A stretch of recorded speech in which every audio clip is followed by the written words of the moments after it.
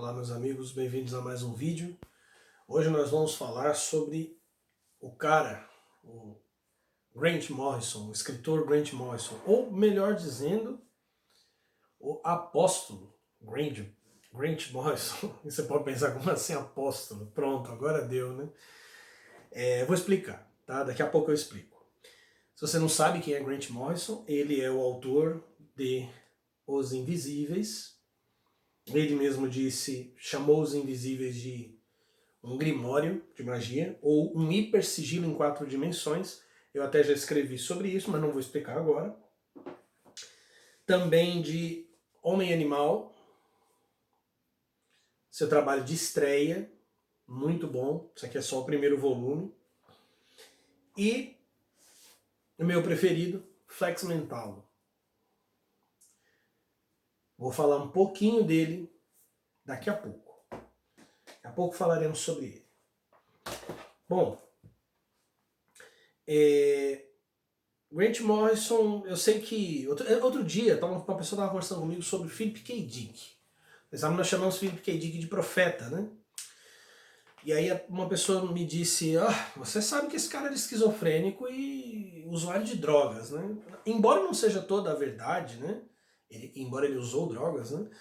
Embora não seja toda a verdade, eu reparei que existe um problema que passa tanto pelo moralismo, né, que a pessoa precisa ter uma vida totalmente ilibada para ser um profeta, e um problema de dualismo, uma separação entre corpo e alma que não é muito saudável. Então, o mesmo pode ser dito do Grant Morrison. De repente, eu vou ler algumas coisas aqui e você, que já conhece sobre ele, ou que vai ler sobre ele, falar, esse cara é maconheiro, bebedor de chá de cogumelos, todas essas coisas são alucinações, então é tudo maluquice da cabeça dele, é esquizofrenia e tudo mais. E eu digo que talvez seja, pode ser que seja mesmo. Pode ser que tudo aquilo que eu vou ler e vou mostrar aqui para vocês não passem de processos químicos dentro do cérebro dele. Isso não quer dizer que esses processos químicos não são verdadeiros. E eu vou tentar explicar por quê. E lá pertinho no fim do vídeo eu explico por que apóstolo Grant Morrison. Bom, primeiro que eu vou ler aqui para vocês duas experiências que o Grant Morrison teve que ele descreve no livro Superdeuses. Primeiro ele fala que em fevereiro de 1994 ele estava preparando o lançamento de Os Invisíveis, né, do projeto Os Invisíveis, e aí ele fez uma viagem, ele estava meio entediado porque era inverno, né? E ele fez uma viagem para Nova Zelândia para pular de bungee jumping. E aí ele planejou lançar um sigilo, né, ou seja, projetar psiquicamente um sigilo relacionado ao seu projeto de Os Invisíveis, na hora em que ele teve aquela explosão de adrenalina, né? Isso é uma técnica típica da magia do caos. Aí, beleza, ele fez o que disse que ia fazer, e naquele mesmo ano, ele mesmo disse que na primavera ele foi para Katmandu. Por quê? Eu vou ler aqui, tá? Ele assistiu um documentário de um cara chamado Dan Cruikshank, e ele e o colega dele chamado Yuri, que viram que esse cara tinha ido para Katmandu, no Nepal, e tinha feito a pé, né? Na verdade ele fez a pé um caminho pela Índia, Nepal e Tibete, seguindo os passos da peregrinação e da pregação do Buda. E aí o cara disse, né, e ele comenta, ficamos particularmente intrigados com a descrição que Cruikshank fez do templo Swayambhunath, no Vale de Katmandu. Há 365 degraus para subir o morro, que tem o templo no topo. E diz que qualquer peregrino que conseguir subir os degraus com uma única inspiração será iluminado nessa vida. Então, se você subir os 365 degraus, com uma inspiração única na sua mente, você alcançaria a iluminação. Aí foi lá, Ulrich e Grant Morrison, jovens, né, com bastante saúde, tiveram problema nenhum em subir, chegaram lá, não aconteceu nada. E aí, dormiram, foram pro hotel, né, foram passando-se alguns dias, e aí o Grant Morrison disse que estava no hotel escrevendo. E na frente de onde ele estava, tinha um time de futebol ali, imagina que cena pitoresca, né? os monges estavam jogando bola no pátio do templo. E o Grant Morrison estava lá rascunhando ideias para os invisíveis. E já estava meio alterado, né? Tinha tomado um chazinho esperto. E aí, de repente, ele disse que aconteceu. E aí tudo começou. Quando a comemoração da multidão deformou-se até virar um ultra mega uivo, que podia ser as turbinas de uma espaçonave. Ergui os olhos no meu caderno e vi o templo Shwayambunati recombinar-se como um transformer, uma espécie de configuração leonina com exaustores e canais espirituais tubulares que pareciam estar lançando sua santidade crua ao céu em coléricas tempestades de holofotes. Transtornado, desci as escadas cambaleando, tomado por uma descomunal transformação da minha consciência, que eu não tinha como, juro de coração, atribuir apenas à ação do pequeno pedaço de haxixe que eu havia ingerido. Não podia ser. Você sabe, né? Se você já usou, você sabe que é muita coisa para pouco estímulo, digamos. Não faça isso em casa, criança. Saltei degraus de pedra espiralados e loucamente distorcidos e velas enquanto descia do telhado para me jogar no meu beliche e me segurar. Yurik estava dormindo do outro lado do quarto. Eu senti algo gigante, invisível, apertando-se pelo corredor estreito, chegando em momentos procurando por mim. Comecei a perder o contato com a realidade física do quarto no lugar dele, vendo antigas ruas curvas e casas de bairro inclinadas, assombradas por presenças gnômicas. A corrente que me arrastava cada vez mais fundo por becos ancestrais alucinatórios e corredores de pavimentação intrincada que pareciam sonhos arcaicos de vagas lembranças infantis. Ou seja, o espaço se distorceu, ele não só o espaço do quarto, mas ele começou a ver o espaço das ruas e presenças diminutas ali. O efeito ficou mais forte. Agora surgia aquilo que eu poderia descrever apenas como presenças, vindas das paredes e dos móveis. Talvez outra pessoa chamaria essas bolhas de puro metamaterial holográfico ondulado, baboso, de anjos ou extraterrestres. Ele disse que viu bolhas de uma espécie de material, mas que lembravam hologramas ondulados e baboso, né, como se fosse uma substância gelatinosa talvez, que ele não sabia se eram anjos ou extraterrestres, que as pessoas poderiam chamar assim. Eles eram feitos de algo que podia ser mercúrio, ou um fluido cromado, e me informaram que eu era responsável pelo que estava acontecendo e que agora teria que aceitar as consequências. Bom, aí ele disse que foi, pelo menos em espírito, como diria Paulo, né? Não sei se no corpo ou se fora do corpo, ele foi abduzido. Ele interrompe a história, conta um pouco do trabalho dele. Eu não vou falar dessa parte do trabalho ainda, quero falar no final, porque eu vou falar do flex mental. Depois, quando ele fala de flex mental, ele volta a contar a experiência, porque ele conta que tanto os invisíveis quanto o flex mental foram fruto dessa experiência. Que coisa muito louca. Movendo-se por aquele abundante espaço azul do além, eu via mais criaturas iguais às bolhas de prata que haviam me levado até ali. Quando uma delas atravessou meu corpo, deixando uma trilha molhada de emoções, ouvi a voz da minha mãe dizer: da primeira vez eu vou ser você e você pode ser eu. Vi no meu próprio reflexo que também havia virado um hiperduende mercuriano, e lembrei que sempre foram um deles, quer dizer, ele primeiro teve uma experiência de uma espécie de unidade com a mãe dele, e de troca de lugar, e depois ele viu que ele havia se transformado num deles, depois que um deles o atravessou, né? Importante recordar aqui que Grant Morrison e os criadores e agora criadoras, né, de Matrix tiveram um atrito, porque segundo Grant Morrison, e as histórias são muito parecidas, já falei disso no vídeo dos Invisíveis, Matrix inspirou-se ao ponto do plágio em Os Invisíveis. Se você pensar no impacto de Matrix, isso tudo aqui vai ficando muito mais interessante. Lembrou que sempre foi um deles, quer dizer, ele nunca foi humano, ele era um deles. Por mim, tudo bem. Não é? Por que não? Compreendi que éramos todos seções holográficas de algo que me era invisível na sua completude. Volta aí para os vídeos, Prisão de Ferro Negro, Vales, né?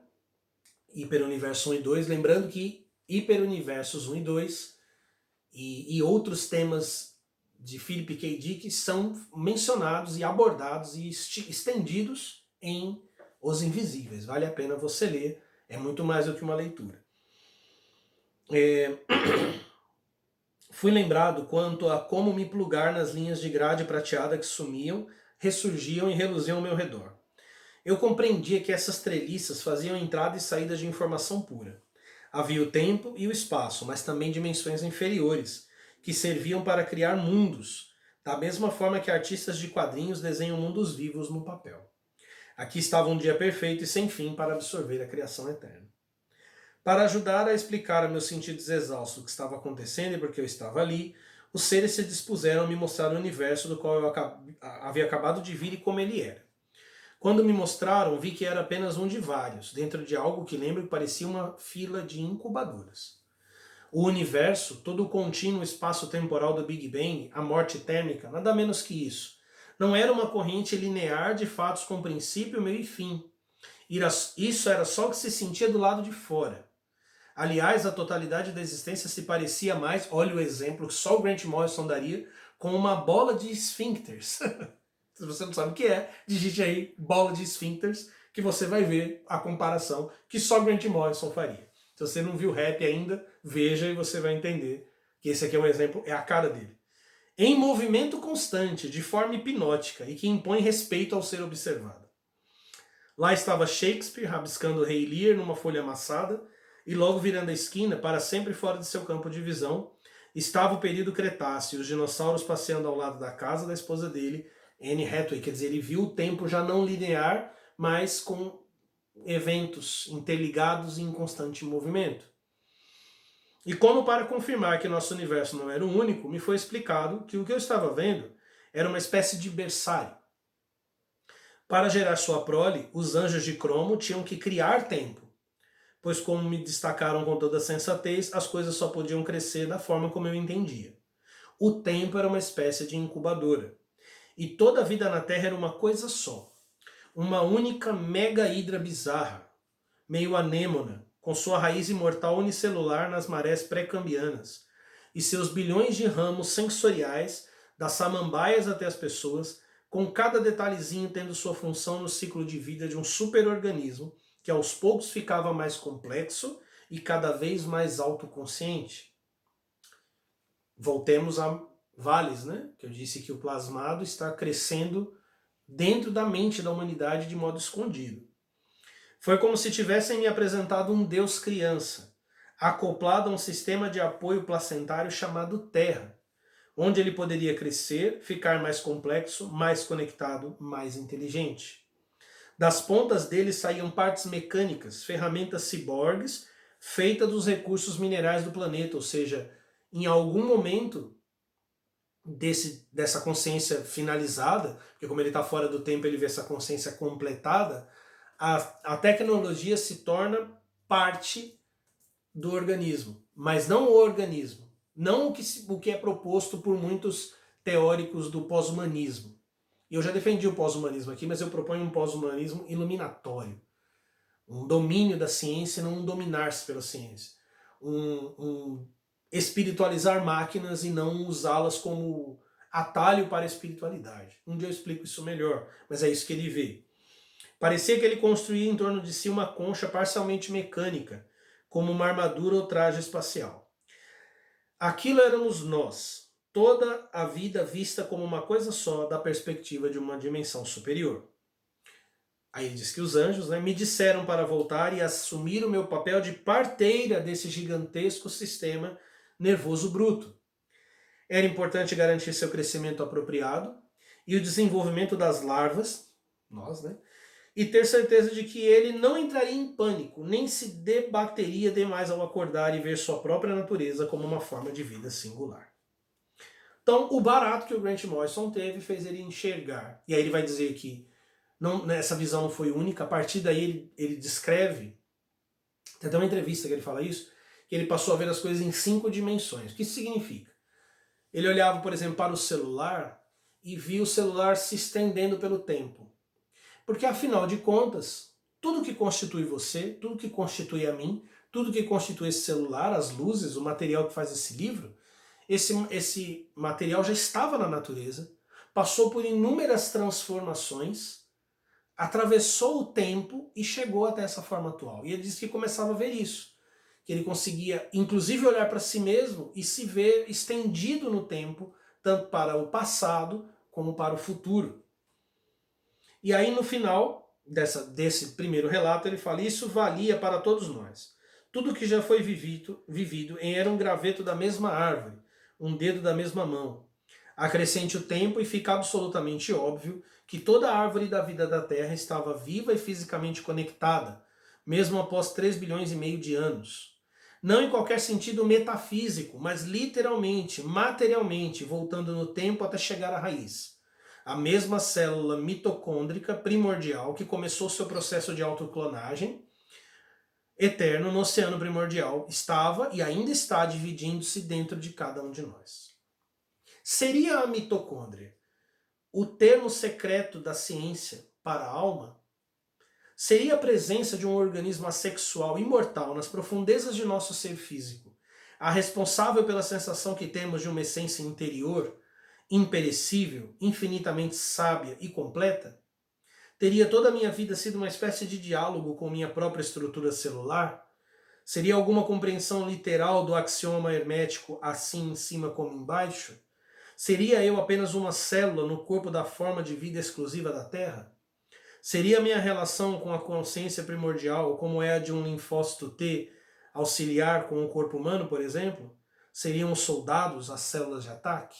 Então o que ele vê? Ele vê um organismo gigantesco que começou a emergir lá naquela primeira mitocôndria que se divide lá no passado muito longínquo, e que essa consciência de interconectividade ela está por emergir. Ela vem crescendo para emergir. Aí agora a gente volta um pouquinho, porque ele diz que essa experiência o levou às conclusões que ele escreveu, tanto em Invisíveis como Flex Mental. A descrição dele sobre Flex Mental. Uma terceira faixa da história se passava no universo de super-heróis platônico, que estava sendo devorado por uma entidade semidivina chamada Absoluto.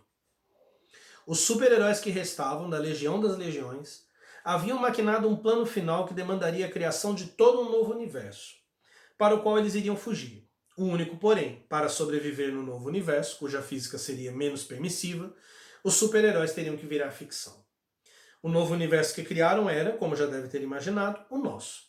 Nossas histórias de super-heróis eram memórias genéticas das nossas próprias origens nesse mundo perdido. Ele diz: assim como os Invisíveis, Flex foi produto direto da experiência em Katmandu. Então, aqui no Flex Mental, você tem essa história em que uma entidade chamada o Absoluto estava devorando o multiverso, e um grupo de heróis chamado Legião das Legiões vê a aproximação do Absoluto. Essa luz aqui que você está vendo é a aproximação do Absoluto. E eles criam um espaço dentro do Absoluto. Isso é muito interessante porque é uma descrição muito próxima do que aconteceu nos clássicos cabalísticos, né? A formação do espaço vazio dentro de Deus como Absoluto. E aí eles então criaram o nosso universo, aonde eles existem apenas como ficção. Até que o escritor que cria o Flex Mental na história se lembra que na infância ele teve visões com esses heróis, e o que eles disseram para ele, né? O mundo deles que é real, não este. Nosso universo inteiro é uma bolha dentro desse ser chamado Absoluto. Eles escaparam da morte da realidade deles, virando ficção na nossa. E aí, infelizmente vou te dar um spoiler, eles precisam que esse rapaz que foi escolhido como escritor liberte o potencial que está dentro do DNA dele. Por que eu comecei falando da dualidade espírito e matéria? Porque não precisa. Nós não precisamos nos preocupar e identificar de onde vêm as nossas experiências espirituais. Seja o nosso mundo formado pelo confronto de forças da luz ou das trevas, seja o Absoluto que engoliu o mundo dos heróis que agora ressurge no nosso como ficção, essas forças espirituais elas estão inseridas em nós, em tudo que somos. Em cada um dos nossos tecidos, no nosso sangue, no nosso cérebro, nos nossos antepassados, no solo. É lá que eles estão fervilhando de energia ali. essa consciência que vem crescendo, que vem se formando, é justamente a consciência do mundo da ficção. O que Tolkien chamou de fair, o mundo da fantasia, o mundo daquilo que parece irreal. Quando nossas consciências terminarem de se completar, eles vão despertar. Isso é muitas vezes falado em Flex Mental. Eles vão ressurgir, eles vão reaparecer, eles estão vindo nos salvar. Você gosta de heróis? Você gosta de quadrinhos? Você gosta de Marvel? Gosta de DC? Eles estão vindo nos salvar de dentro de nós, da nossa carne, do nosso sangue. Eu disse que Grant Morrison é um apóstolo. Ele usou os invisíveis como uma ferramenta de teste. Ele meio que testou os invisíveis nele próprio. E ele colocou um avatar de si mesmo nos invisíveis, que é o King Mob, que é o careca, que é o líder do grupo. O Grant Morrison também é careca, né? Ele não era, mas ele ficou. Deixa eu só ver se eu encontro uma imagem dele aqui. O King Mob é o líder dos invisíveis. E ele é um avatar do Grant Morrison. O próprio Grant Morrison falou isso em mais de uma ocasião. E ele começou meio que a fazer experimentos, né, com os invisíveis. A gente fala mais detalhadamente sobre isso.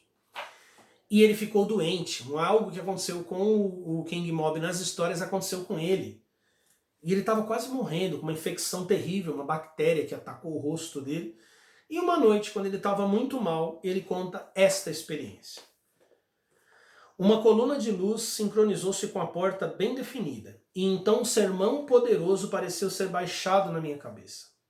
Compreendi que o poder que estava encarando era uma espécie de Cristo gnóstico, um Cristo apócrifo, ou plasmado.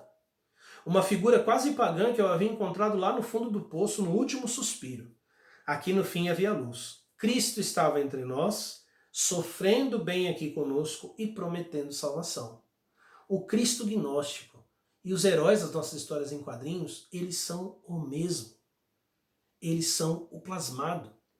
Eles são Dionísio, que veio destruir a nossa ilusão de individualidade e nos unir a esse grande organismo que, uma vez tendo completado esse processo, vai se desplugar deste mundo. Você está sendo chamado para completar o teu papel nisso, assim como eu também fui. Essa radiância viva não se comparava às visões mórbidas e febris de rabecões e janelas distorcidas que eu vinha tendo. Aí ele comenta, era isso que transformava drogados nas últimas em cristãos renascidos. Mas de toda aquela experiência de derreter o coração, lembro-me apenas das primeiras e ressoantes palavras. Não sou o Deus de seus pais. Sou a pedra escondida que parte todos os corações. Temos que partir o coração para deixar a luz sair. A luz. A luz que está dentro, literalmente, do coração. Literalmente dentro da nossa carne. Literalmente dentro de tudo que somos. Essas palavras ressoaram pela minha cabeça, mas eram maiores e mais completas do que quaisquer pensamentos que me fossem familiares. Parecia mais uma transmissão, o sinal de Vales. A voz adorável e suas palavras poderosas não pareciam ser minhas, e me ofereceram uma escolha inflexível bem ali na sala. Eu podia morrer daquela doença, naquele instante, ou ficar e servir a luz. E aí ele disse que escolheu o óbvio, ficar e servir a luz. Um apóstolo é definido nas Escrituras por alguém que viu Cristo ressuscitado. Então, desculpem pastores, desculpem padres, Grant Morrison é um apóstolo e que está servindo de parteira para a consciência cósmica, como a consciência do Capitão Marvel, para a nossa iniciação heroística, muito mais do que a maioria, se não todos, os religiosos dos nossos tempos. Você pode continuar achando que é loucura, eu vou te dar um último detalhe para que você se convença de uma vez por todas que é loucura. Talvez eu também pensasse que é loucura. Se em 1994, sem saber da existência dos invisíveis, eventos da revista não estivessem acontecendo na minha vida. Curioso? Sob o olho de Vales.